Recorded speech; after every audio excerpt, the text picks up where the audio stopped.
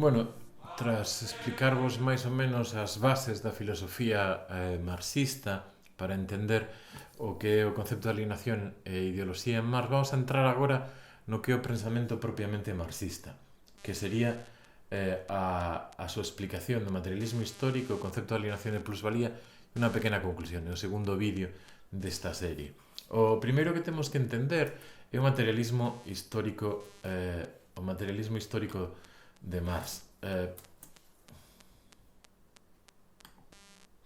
O materialismo histórico de Marx ten tres elementos básicos, ou tres conceptos básicos. Sería o concepto de infraestructura, o concepto de superestructura e a determinación da superestructura pola infraestructura, o determinismo económico, que é a descripción de Marx do que son os modos de producción.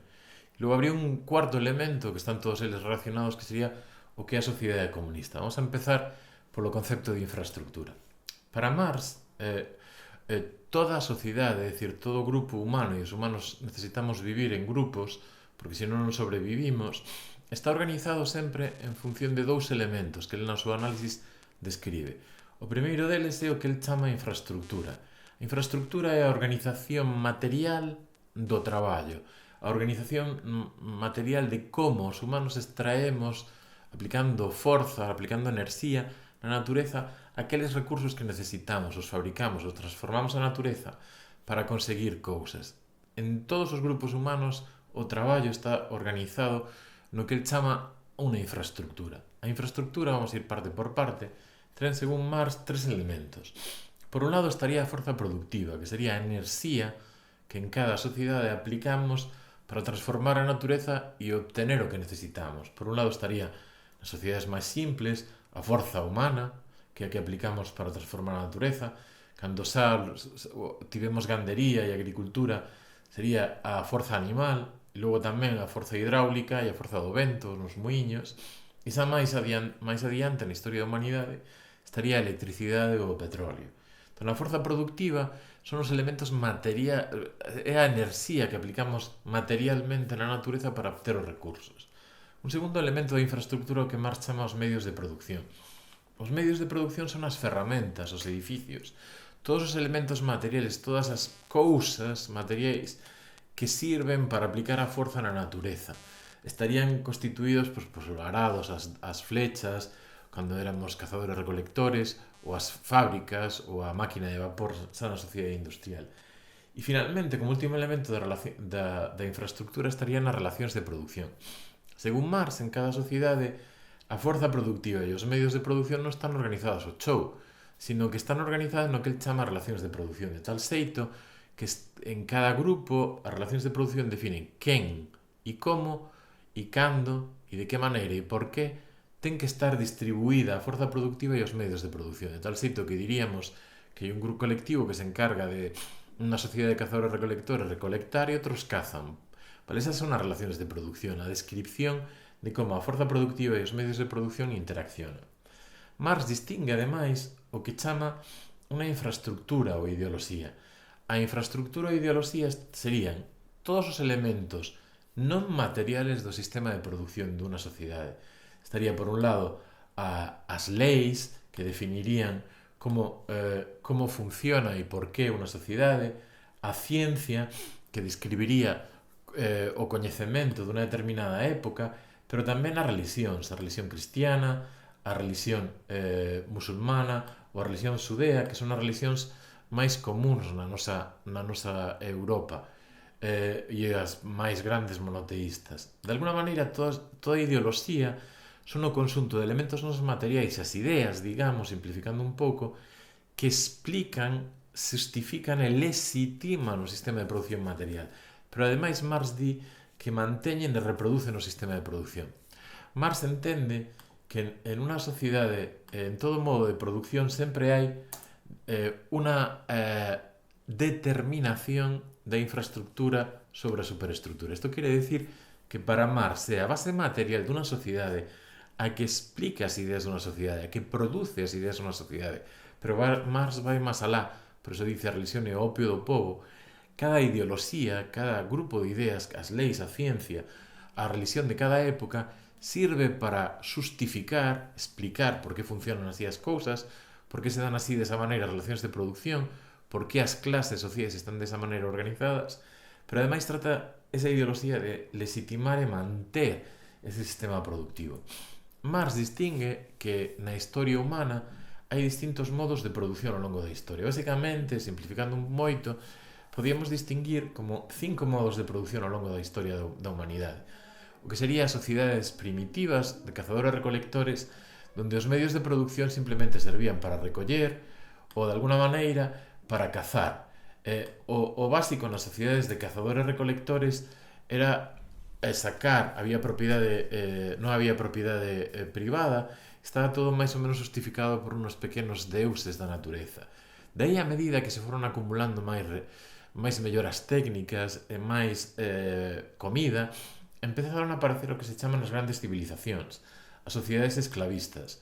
Marx entende que nas sociedades esclavistas tivemos a definición da propiedade privada e hai un grupo que vai a dominar o outro que o consideran como son os esclavos e outros os amos. E as religións empezan por exemplo, na cultura dos egipcios clásicos, estaría o faraón como justificado como casi unha deidade e explicaría todo o funcionamento da sociedade. A medida que se acumulan máis melloras técnicas e tamén mellora a produción de cereais, vai aparecendo o que sería o seguinte sistema de produción, que sería o feudalismo, propio da Idade Media. O que tenemos no feudalismo é unha clara división entre unha gran masa da poboación, que serían os siervos da gleba, e logo estarían os artesanos, pero serían tamén moitos máis, e logo por riba estaría o clero e a clase dirixente, que sería santificada pola religión. De alguna maneira, o feudalismo surde pola mellora das condicións técnicas e pola acumulación cada vez de máis recursos. Marx define unha das claves do materialismo histórico da historia dos modos de produción é que, por un lado, o determinismo económico, do que falábamos aí un segundo, pero tamén, e sobre todo, que para Marx as sociedades avanzan a medida nun proceso dialéctico no que hai unha loita de enfrentamento entre distintos grupos da sociedade, amos e esclavos, señores feudais e os siervos da gleba, e esa loita, acumulación de mercadorías vai a ser a que produzca o cambio histórico. Pero fundamentalmente o cambio histórico de un modo de producción a outro se produce polas melloras tecnolóxicas acumuladas, polos medios de produción, pola mellora nas forzas productivas e, sobre todo, pola acumulación de máis e máis recursos. O gran sistema económico que coñecemos no século XIX é o capitalismo. Sería o seguinte modo de producción. A clase burguesa surde na Idade Media pola acumulación de capital, pero, sobre todo, surde porque vai a escapar ás cidades e a convertirse nunha clase que vai a cambiar o sistema de producción. De tal maneira que cando se dá a revolución industrial e surde o sistema capitalista, gracias ao que veremos que é a alienación e a plusvalía, o capital é a acumulación en más de unha clase social, a burguesa, que permite, pola justificación das leis do capitalismo que justifican a propiedade privada dos medios de producción por parte da clase burguesa, mentras que o proletariado suba a poder traballar no traballo asalariado, o capitalismo se basea na acumulación de capital, que é, de algún xeito, como veremos, o roubo da plusvalía aos proletarios. O capital é, basicamente, o froito da especulación dos capitalistas. Marx predice, na súa historia dos modos de producción, que o capitalismo terá crisis económicas cíclicas que lle levarán naturalmente a aparición dunha sociedade moito máis xusta, que será a sociedade comunista. Marx entende que a sociedade comunista vai surdir de xeito natural porque o capitalismo leva encerrado, cando desenvolva todas as súas potencialidades, crisis económicas que fan perder o valor do capital, como de feito ten sucedido. A última casi aínda non estamos saindo. Empezou en 2008 coa quiebra do sistema financiero a partir de un banco de Estados Unidos. Marx entendía que o sistema capitalista iba a dar sí ou sí lugar á sociedade comunista. pero tamén propón que se concienciamos a gran masa do proletariado, podría producirse unha apropiación dos medios de produción e unha privatización dos medios de comunicación e un sistema político que Marx chama e considera provisional, que se chama a dictadura do proletariado, que daría lugar a un paso, sería o paso previo para que puderamos chegar á sociedade comunista.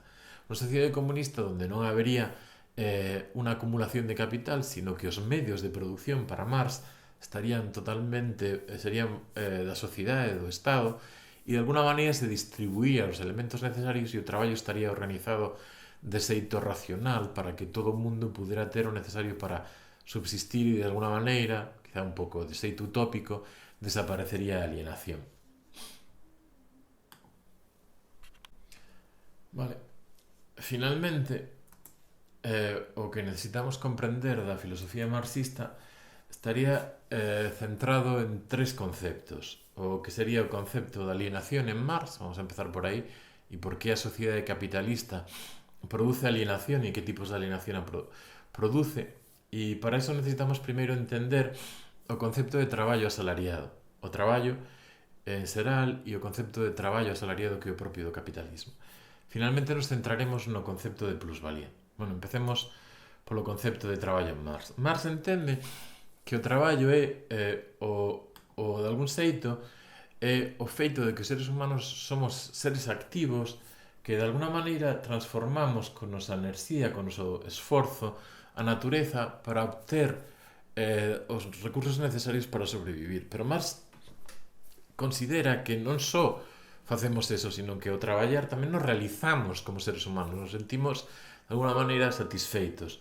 Pensade, non sei, cando un cazador-recolector caza algo, poder levar a comida a casa, pois se sentiría de algún xeito ben. Ou se construímos algo coas nosas mans porque nos decidimos facelo, estamos transformando algo da natureza para o noso ben e nos sentimos ben.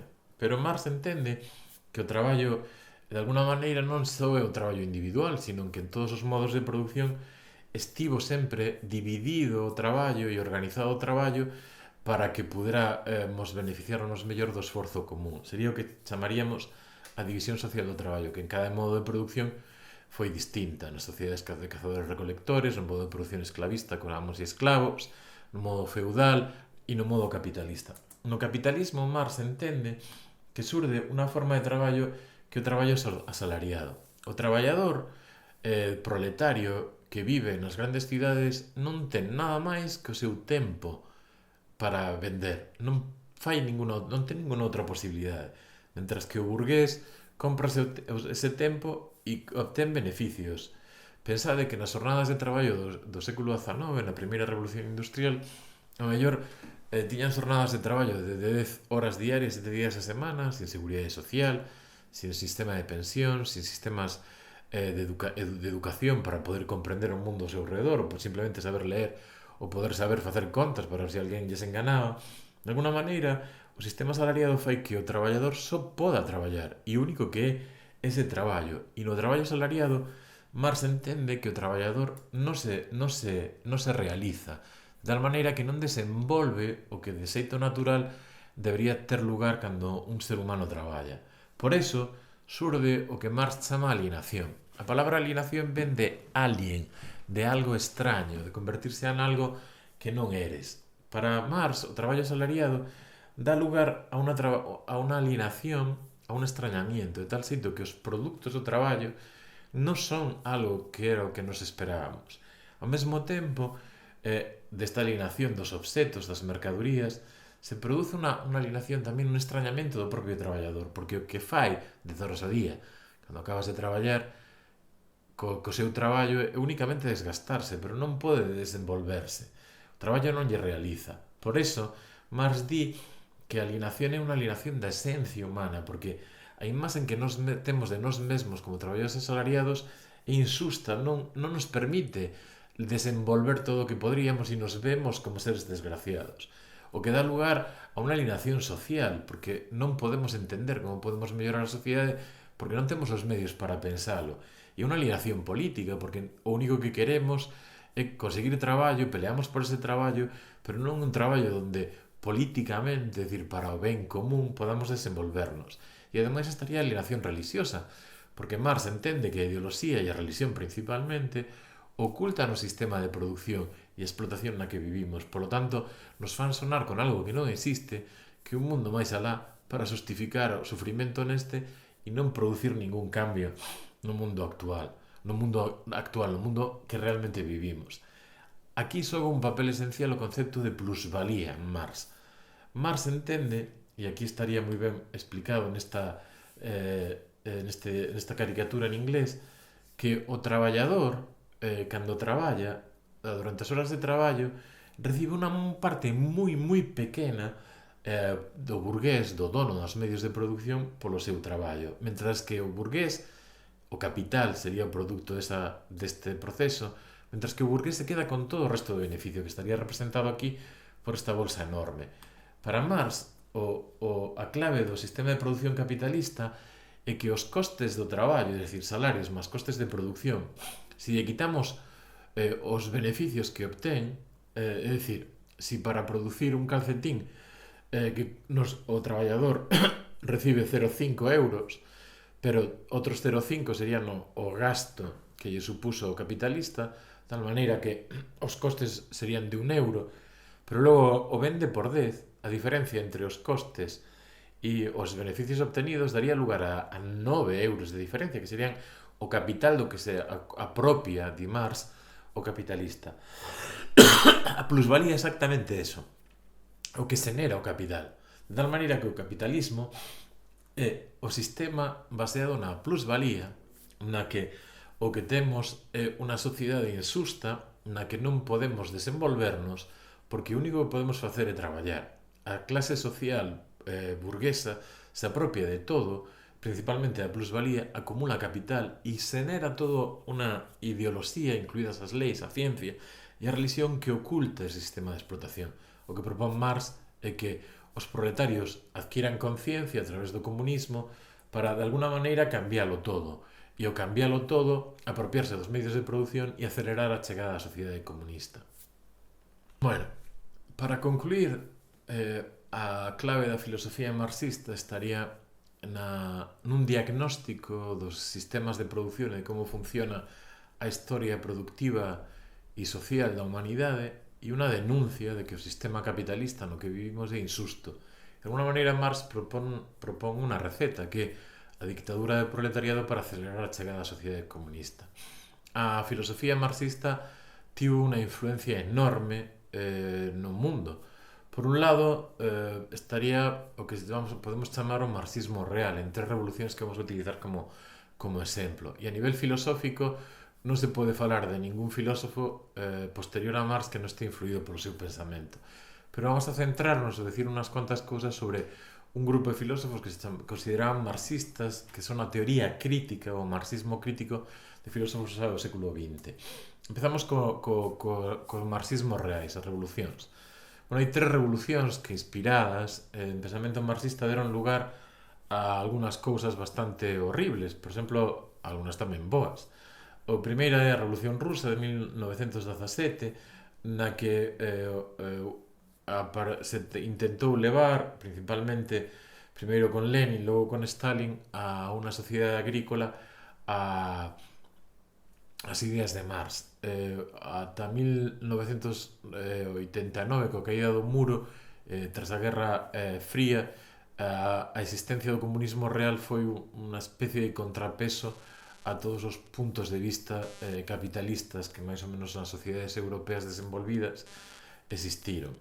Si isto foi positivo ou non, bueno, depende do punto de vista que queirades adoptar.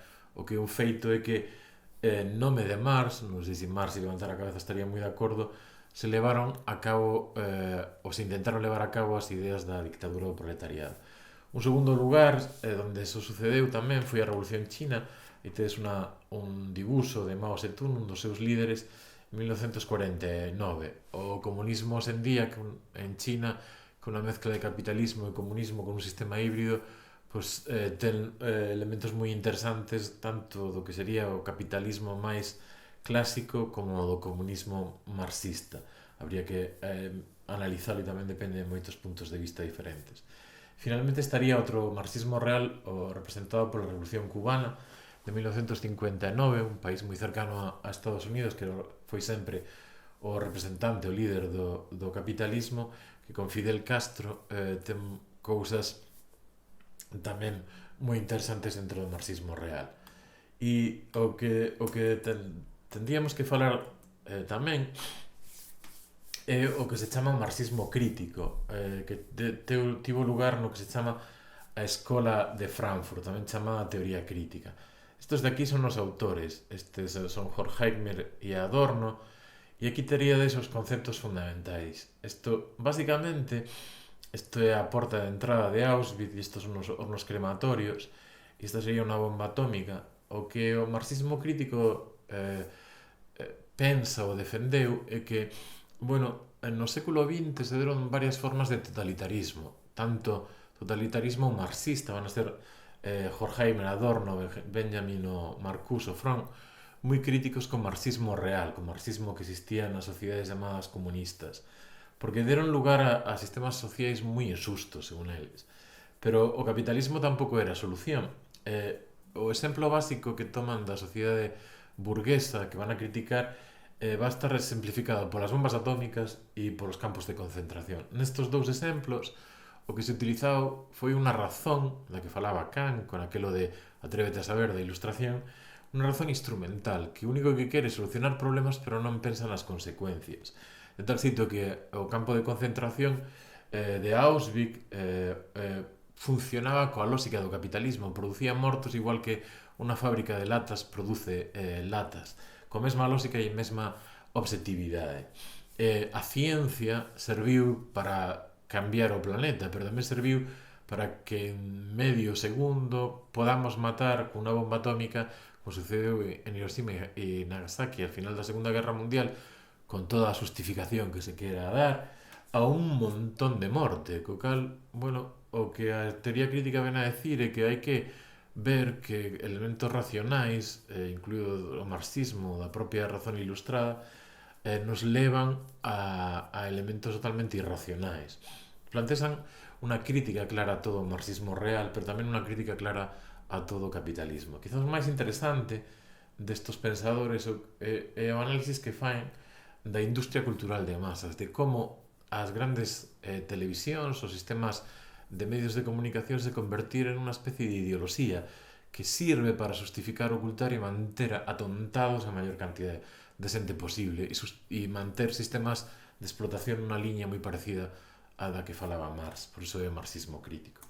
E en fin, con isto rematamos os dous vídeos dedicados a Karl Marx e os seus conceptos de ideoloxía e alienación. Espero que vos sean útiles e que aprenderades algo. Ata logo, gracias.